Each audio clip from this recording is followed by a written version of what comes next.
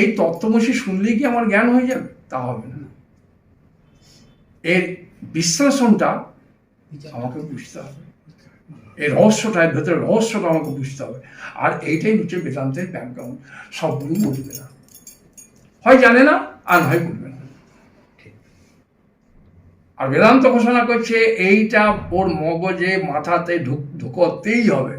এবার বিশ্লেষণটা যেটা কি, এইটা এখানে আমাদেরকে খুব গভীরভাবে ডুবতে হবে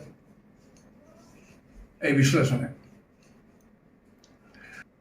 3 ঘন্টা করে 4টা ক্লাস লাগবে, এত গভীর জায়গা।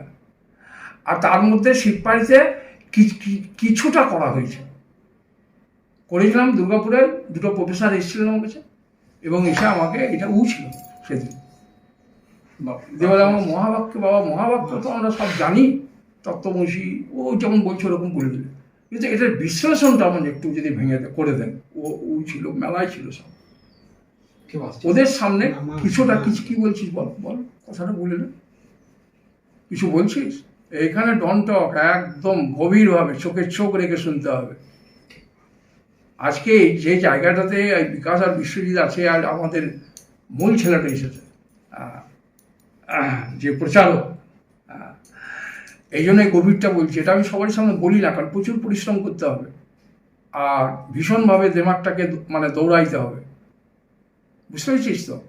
মানে দেমাগটাকে একদম, আমরা উপচারিকভাবে 4টা বেদের 4টা মহাবাক্য আমরা পেয়ে গিয়েছি, জেনে নিয়েছি। তো মহাবাক্যটা তো জেনেছি, পর এটা বিশ্লেষণটা কি? তত্ত্বমসি মহাবাক্যকে যদি তোকে রিপিটেশন করা হয়, তো নিশ্চয়ই সেটা অবধান হবে না। আর যেদিন এটা খালি কিছুটা বিশ্লেষণ করছিলাম, সেদিন জয়ন্তবাবু ওখানে ছিল, কিছুটা করেছিলাম। আর এটাই বেদান্ত মহাবাক্যের কোর। এটা যার ভেতরে নয়, সে জ্ঞান করতে পারবে না। কি যে মহিমা ভগবানের কে জানে। এই জন্য গুরু যা মন্ত্র দেওয়ার আগেই ওকে মহাবাক্য শোনাবে। কারো গুরু কাউকে আওয়াম আত্মায় ব্রহ্ম শিখিয়ে কাউকে তত্ত্বমসি বলবেই বলতে প্রথমেই, তারপর হয়তো শিব মন্ত্র, কালী মন্ত্র যা দেবে, কিন্তু এটা শুনিয়ে ওকে রেখে দেবে। বিশ্লেষণ হয়তো করেন, আর যারা শুনেই চলা পাকা গুরু, পরে এটাকে বিশ্লেষণ করবো। এখন জপ টপ করে ও মনটাকে শুদ্ধ করুক। আমাদের প্রথম কাজ এই প্রার্থনাটা করা বল, ভগবানের জপ করা বল, প্রথম কাজ হচ্ছে দেহ মন বুদ্ধি চিত্ত অহংকার যা কিছু আছে প্রভু আমি তোমার চরণে সব অর্পণ করলাম। অর্পণ পূর্বক আমি এই তত্ত্ব শ্রবণ করছি, এই মনোভাব নিয়েই সৎসঙ্গ করতে হয়। যখনই গুরুর চরণে বসলাম, যে আমার দেহ মন বুদ্ধি যাকে এতদিন আমি মনে করে যে ব্যবহার করেছি, কত মানুষকে কত দুঃখ দিয়েছি, কি মনে করে? এই ব্যবহারটাকে সত্য মনে করে, এই দেহ মনকে সত্য মনে করে কত মানুষকে দুঃখ দিয়েছি, কত মিথ্যা কথা বলেছি। প্রভু আমি তোমার চরণে সব অর্পণ করলাম, তুমি আমাকে জ্ঞান মোক্ষ পদে প্রতিষ্ঠিত করো। এ খুব গভীর জায়গা, খুব পবিত্র হৃদয় যদি কারো থাকে সেই পারবে করতে। আর সব কাজরা নিয়ে বুঝলে এগুলো হবে না, এসব কাজরা মনে ছেড়ার জিনিস নয়। গভীরভাবে মানে তোর তাহলে কি ব্যবহারটা করবি না? ব্যবহারে মানে কথায় রহিত ব্যবহার যাকে বলে বেদান্তের ভাষায়, ব্যবহারে যেন কোনো রকম নেগেটিভিটি না থাকে। এই সকালেই বিকাশকে আমি এই কথাটা বলছি, কোনো ছেলের যদি কোনো নেগেটিভিটি চরিত্র থাকে, ওর এখানে বসে কোনো লাভ হবে না। ওটা ওর কাছে একটা মানে আমার কাছে ওটা অভিনয় হয়ে যাবে। এর প্রমাণগুলো পেয়েছি। মানে বাবাকে ত্যাগ করবে, নেগেটিভিটি ত্যাগ করবে না। তাহলে প্রেম লীলা নিয়ে কখনো এইসব হয় রে, ও তো সময়টা ওইখানেই ব্যয় করবে। মোবাইলটাকে কোথায় লাগালো দেখ, প্রেম লীলাতে। আর এই লীলাতে সব জীবন নষ্ট করছে। যে এইসব লীলাকাণ্ডে ঢুকে যাবে না, এই বিশ্বজিৎ আমাকে প্রথম বললে এগুলো একবারে আমার কাছে হাতে নাতে প্রমাণ, ভগবানের বাক্য যে কত সত্য। যে দেহ মন বুদ্ধি এই ব্যবহারটাকে সত্য মনে করে আমি কি না করলাম, প্রভু তোমার চরণে আমি সর্বস্ব অর্পণ করলাম। যেটা অর্জুনকে করতে হয়েছিল, মা আমাকে শরণাম বুঝে। রামকৃষ্ণ বলেছিল, আমার জীবনের যত পাপ তোমাকে দিলাম, যত পুণ্য তোমাকে দিলাম, যত তপস্যা ছিল শুধু তোমাকে দিলাম, তুমি শুধু আমাকে দাও, তবে হয়েছে। হ্যাঁ, এটা কি লোককে বলবি নাকি? হ্যাঁ, না লোককে ফোনে বলবি আমি ব্রহ্ম? ও ফোন করতে হবে না, ইমেলে লিখতেও হবে না তোর পরিচয়। হ্যাঁ, তুই যা তাই ব্যবহার করবি যে আমি সমিত। কিন্তু এই সমিতের আসল মানেটা তো আমি জেনে নিয়েছি কি আমি কে, এটাই বড় জিনিস। এই অজ্ঞানীর কাছে সব এইটাই আমি। জ্বলে পুড়ে মরবেও। আর তুই জেনে নিয়েছিস আমি কে, আসল মানেটা তুই জেনে নিয়েছিস। ঠাকুর রামকৃষ্ণের কথায় যদি যায়, ওই নারকেল গাছের বাল খসার মতন দাগটা থেকে যাবে, আমি কে এটা থেকে যাবে। আর এটা অ্যাজ ইট ইজ ব্যবহার করে চলবে। এটা এই নয় কি বাষ্পের মতন উড়ে চলে গেল জ্ঞান হওয়ার পর এইরকমই থাকবে। বাবারে মারে কি গরম কি কষ্ট, বেশি বিকাল এসিতে চালিয়ে দাও, এইরকমই চলবে। কিন্তু ওর আসল মানে আমি কে, এটা কখনো গুলিয়ে যাবে না, যত কষ্টই হোক। এই গুলাবার জিনিস নয়। তুই বিবাহিত, গুলিয়ে গেল না? ঘুম থেকে উঠে ভুলে গেছিস? আবার মনে করতে হচ্ছে আমার বউ কোনটো, না বিয়ে করিনি? এই গুলাবারই নয়। এই মিথ্যা জিনিসটা যদি না গোলায়, তা রিয়েল জিনিস গোলাবে কি করে হয়? এই কখনো গোলাবে না। কি আমি কেউ জানে না, ভুলে গিয়েছি। এই ভোলার জিনিস যত ব্যবহার করুক, রিয়েলিটি ওয়ান বাই কনসাসনেস, এই রিয়েলিটিটা কোনোদিন ভুলবে না, গুলিয়ে যাবে না। যদি কারো গুলিয়ে যায়, ওর জ্ঞান হয়নি। ও ঘুমিয়ে গেলেও আমি ব্রহ্ম, জেগে থাকলেও আমি ব্রহ্ম, ব্যবহার চালালেও আমি ব্রহ্ম। আমার অস্তিত্ব। রামকৃষ্ণ ঠাকুরের হাত ভেঙে গেল, বাবারে মারে দারুণ কষ্ট। লাটু এসে জিজ্ঞাসা করছে, ঠাকুর খুব কষ্ট হচ্ছে নয়? তারপর যখন দুঃখ কষ্ট কি জিনিস তো জীবনে জানতেই পারলাম না রে লাটু। কি করে এই দাবিগুলা করছে বল দেখিনি? ওকে মিথ্যা কথা বলছে? দুঃখ কষ্ট যে কি আমি জানতেই পারলাম। তাহলে ওর বায়োগ্রাফিটা কোথায় কন্ট্যাক্ট করা আছে রিয়েলে? আমি সদ্য বুদ্ধ মুক্ত শিবস্বরূপ, ওর গুলাইছে না, আর আমার গুলিয়ে যাচ্ছে।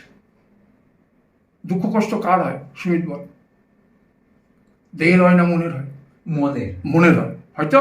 তার 2 আর 2 4, এটা কার মেমোরি? মনের মেমোরি। তার 4টা আমাকে জানে, আমি 4টাকে জানছি। তাহলে এটা জ্বর। বেদান্তের জায়গাগুলোকে ভালো করে রিভাইজ করে যখন দেখতে পাবি না, তো শুদ্ধ বুদ্ধ মুক্ত তুই রামকৃষ্ণ ঠাকুরের মতন বলতে পারবি একদিন কি দুঃখ কষ্ট যে কি জিনিস আমি জানতেই পারলাম না। আর এদিকে বাবারে মারে করছে, বাল খসে যাবে কিন্তু দাগ থেকে যাবে। ও গুলাবার নয়, ও মিটে যাবার নয়, ওই রকম জিনিস। এগুলো অ্যাজ ইট ইজ এরকম চলবে। এগুলোকে তুই পরিবর্তন করতে পারবি না। আমি যদি বলি আমি চিরকুমার হয়ে থাকবো, এ কোনোদিনই সম্ভব হবে না। এইরকমই চলবে। এই জোয়ান হবে, বৃদ্ধ হবে, মরে যাবে। কিন্তু এর মধ্যে যে আমিকে এখন কিভাবে আমি বর্ণনা করব? যদি চেতন বলি, তো এক্ষুনি বিশ্বজিৎকে বললাম, কোনোদিন বলবি না কি আমি চেতন। চেতন বললে ওটা অবজেক্ট হচ্ছে, আর object not be call I. তাহলে ওটা কি? সে চেতনটা কি? চেতনটা যদি অবজেক্ট হয়, কেউ অবজেকশন করবে, চেতনটাও তো অবজেক্ট। সেই জন্যই তো ঘুরিয়ে বলছি, সে চেতন তুমি। বুদ্ধিমান বুঝিয়া লও যে তোমার স্বরূপ তারই কি। তা এখানে বিকাশ আমাকে, আমরা যে 4টে মহাবাক্য পাচ্ছি বেদান্ত থেকে, এর ভেতরে টেকনিক্যাল মেথডটা কিন্তু 4টার একই রকম। মানে পাণ্ডিত্য মেথডে যে কোনো প্রফেসরই বুঝাক, ও কিন্তু জিনিস কিন্তু একইভাবেই বর্ণনা করবে। আর এর মধ্যে বেশিরভাগ মানে বোঝানোর জন্য বলো, তত্ত্বমসী মহাবাক্য কি বেশিরভাগ নেওয়া হয়েছে। ওরকম ব্রহ্মাস্মিকেও কেউ কেউ করছে, কেউ হংসকে ধরেও করছে। হংসের মহাবাক্য যখন শুনবে একই, টেকনিক্যাল মেথড সব একই, কিন্তু প্রযোজ্য তত্ত্বমসী মহাবাক্যের উপরই সব প্রফেসর, সব গুরুরাই একইভাবেই বুঝিয়েছে। এটা টেকনিক্যাল, এটা একই। এবার আমরা যে তমপদের শোধন করতে হবে, এটাকে বলে তমপদের শোধন। এই জীবের যে চৈতন্যতা আর ঈশ্বরের চৈতন্যতা, এই দুটো এক। এটা যখনই বলবো তত্ত্বমসী, তখন অবজেকশন আসবে। অবজেকশনটা কি সেটাও বলি। কি অবজেকশনটা হচ্ছে যে প্রত্যেকটা শব্দের প্রত্যেকটা অর্থ আলাদা। যেমন এটা টেবিল, সেটা আমরা টেবিল কি বোধ করছি? টেবিলের ওপরে মোবাইলটা আছে, তাহলে আমি মোবাইল কি বোধ করছি? আর ওপর যখন শব্দটা প্রয়োগ করছি, তখন এই টেবিল এবং মোবাইলের রিলেশনশিপ করছে, তাই না? হ্যাঁ, তাহলে তিনটা শব্দের তিনটা অর্থ হচ্ছে। এটা গ্রামেটিক্যাল রিজন, বেদান্ত বলছে এটা গ্রামেটিক্যাল রিজন। এই তিনটা শব্দের তিনটা অর্থ, এটা কি করে এক হবে? টেবিলটা কি করে মোবাইল হবে? মোবাইলটা কি করে উপরে হয়ে যাবে? এই যে তিনটা শব্দের তিনটা অর্থ আলাদা আলাদা হবে, তাহলে এখানে তত্ত্বম অসি, এটা তিনটা শব্দ, তিনটা অর্থ।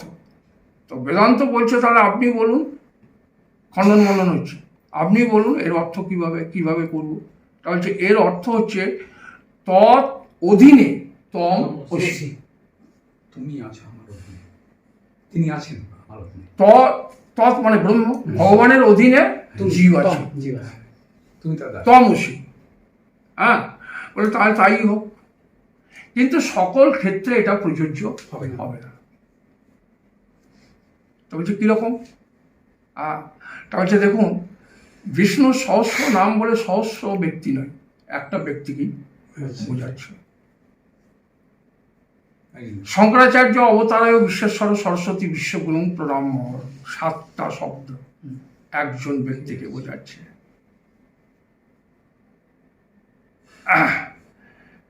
এটা সব ক্ষেত্রে প্রযোজ্য হবে না। তখন বলছে যে তাহলে কি এরকম হবে দ্বৈতবাদী? তাহলে কি এরকম হবে? এগুলো শোন, এগুলো খুব বোঝার জিনিস। এটাকে অপরকে তুই এইসব কথা শুনে বলতে পারবি, কিন্তু যদি নিজে এটাকে অনুভবে না আনতে পারিস, তাহলে কিন্তু তোর লাভ উঠলো না। যে শুনছে অলাভ হচ্ছে। সেই জন্য আগে যারা প্রফেসারি করছে, পাণ্ডিত্য ম্যাথরে যারা বোঝাচ্ছে, ওরা নিজেরা বোঝেনি। ওরা কিসের জন্য করছে? পয়সা লেগে করছে। কিন্তু ও নিজে লাভ তুলতে যদি না পেরে থাকে, তাহলে কিন্তু ও জীবনটা অনর্থতেই গেল। সেই দুর্বিপাক রসজ্জতা হয়ে গেল। হাতা রসে ঘুরছে, রসগোল্লার রসে ঘুরছে, নিজের অনুভব নাই, ওই জিনিস আমি হয়ে যাবো। তা বলছে এরকম কি হয়? বলে কিরকম? না, এই হোল বডি, তার একটা অঙ্গ মাথা, তার একটা অঙ্গ হাত, তার একটা অঙ্গ পা, হোল অফ ব্রহ্ম, তার একটা অংশ আমি। আর এইখানে যদি তুই হ্যাঁ করে দিয়েছিস, তো বিশিষ্ট বেদান্ত বলছে না, আরো উপরে তোমাকে যেতে হবে, আরো সূক্ষ্মতে ঢুকতে হবে।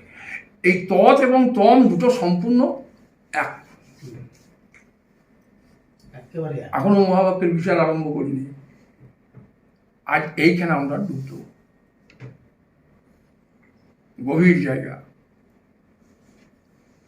আমরা জেনারেলি ভাবে জানি তৎ মানে ব্রহ্ম, তম মানে তুমি, অসি মানে এক। হও, হও মানে এক, তুমি তাহা হও। এটা কি করে হয় না? এটা তিনটে প্রসেস আছে। এটা তিনটা প্রসেস আছে। বিকাশ বলে দাও। ফার্স্ট প্রসেস হচ্ছে সমানাধিকরণ, দ্বিতীয় স্টেপ হচ্ছে বিশেষণ, সূক্ষ্মতে যেছে। লাস্ট বলো। লক্ষ লক্ষণ ভাব, ভাগ ত্যাগ লক্ষণ ভাগ ত্যাগ লক্ষণ, ওটাই। এই তিনটে বেসিস, তিনটে স্টেপ। এই তিনটে স্টেপের ভেতরে প্রথম স্টেপটা হচ্ছে, সেটা তোকে বুঝতে হবে ভালো করে, মানে অনেক সময় লাগবে। তবু তোরা আছিস, কিছুটা বলছি। আর যে গোটা পঞ্চদশীটা পড়েছে, বেদান্তটা পড়েছে, ও জানে যে এইটুকু সময়ের ভেতরে বাবা এর কীভাবে বলবে। হ্যাঁ, কিন্তু মোটামুটি তোরা সৎসঙ্গে ছিল তো তোরাও ধরে নিতে পারবি। তো সমান অধিকরণ মানে একই অধিকরণে বহু রূপ, একই অধিকরণে বহু খেলছে। যেমন একটু আগে বললাম, কি বললাম না, ঈশ্বরের অস্তিত্ব এবং জীবের অস্তিত্ব একেবারে এক। আমি যখন আমার আত্মাকে, আমার আত্মার যে রিয়েলিটি এবং অনন্ত ঈশ্বরের যে reality, that is the one God, one things.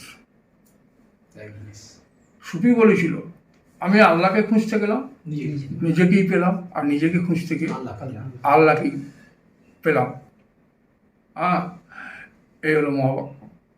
আর বাচস্পতি মিশ্র বলেছিল, আমি একদিন আমার ঠাকুর দাদার কোলে খেলা করেছি, মানে দাদুর কোলে, আর আমার কোলে আমার নাতি খেলা করছে। Changing of body, changing of mind, কিন্তু রিয়েলিটি অফ ওয়ান ম্যান, সে ব্যক্তিটা কিন্তু একলাই। পরিবর্তন হয়েছে এই শরীরে, ক্ষণে ক্ষণে পরিবর্তন হয়ে, মাইন্ডের ক্ষণে ক্ষণে পরিবর্তন হয়ে গেছে, কিন্তু আমি সেই ব্যক্তি একই। এই যে একই অধিষ্ঠানে বহু পরিবর্তন, একে বলা হয় সমান অধিকরণ। এটা হলো স্টেপ নাম্বার 1। তুই হয়তো ভাববি, বাবা এই সমস্ত বুঝে আমার কি হবে, এর লাভটা পরে হবে। তুই হাতিও হবি না, তুই ঘোড়াও হবি না, তুই ধনীও হবি না, আমি জানি। তবে তুই কি হবে এটা আমি বলে দিছি, তো অভয় পথ প্রাপ্ত করবি। কেউ কোনো কিছু প্রাপ্ত করে অভয় হতে পারবে না। তার মৃত্যু ভয় থাকবে, শারীরিক ভয় থাকবে, টেনশন থাকবে। এই পথ যে পেয়েছে, সে একটা জিনিস পেয়ে গেছে, চিরদিনের জন্য পেয়ে গেছে, টেম্পোরারি নয়, চিরদিনের জন্য। কি? অভয়। অভয়ং সত্য সিদ্ধি জ্ঞান যোগ ভবস্থিতি দানস্য দমস্য যজ্ঞস্য সদান আব্জবান। এই হলো সত্যগুণের প্রাদুর্ভাব উঠে গেল আর ভেতরে। ভারতীয় ছেলে হয়ে এই সম্পদ, ভারতীয় সম্পদ বলছি তোদিকে, এটা ভারতীয় ফসল। আজ লন্ডন থেকে আমার কাছে, লন্ডনের মেয়েরা এসে আমার কাছে এই তত্ত্ব শুনতে এলো, কত বড় গৌরবের কথা। ওদের তুলনায় আমি একটা অত্যন্ত নগণ্য, ক্ষীণ বিদ্যা, বুদ্ধি, জ্ঞান, কিন্তু ওরা শান্তি পায়নি। আজ ভারত এসে মাথা টুকছে।